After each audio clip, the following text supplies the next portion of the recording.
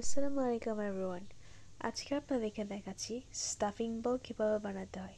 So let's get started. ফার্স্টে আমি পানি গরম করে নিয়েছি।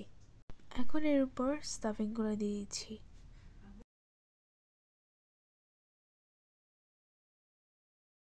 এখন ভালো করে নেড়ে ছেড়ে দিচ্ছি।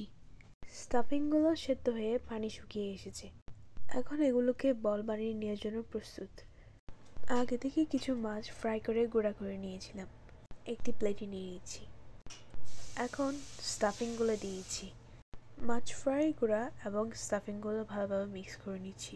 দিয়ে দিচ্ছি ধনেপাতা কুচি। এর উপর একটি ডিম ভেঙে নিচ্ছি। অ্যাড করছি বিট লবণ। স্টাফিং বলগুলো ভেজে নেওয়ার জন্য আমি ওটস পাউডার নিয়ে নিয়েছি। আমার সবগুলো বল বানিয়ে নেওয়া শেষ। বলগুলো ডিম থেকে উঠিয়ে এখন ওটস পাউডার থেকে মিক্স করে এখন তেলে দিয়েছি।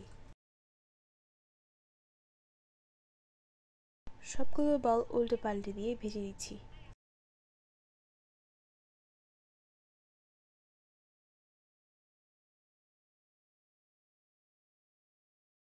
আমার স্টাফিং বলগুলো বানানো হয়ে গিয়েছে। Ready to serve. এনজয়। আজকে পর্যন্তই। দেখা হচ্ছে অন্য কোনো ভিডিওতে। আল্লাহ হাফিজ। আসসালামু আলাইকুম।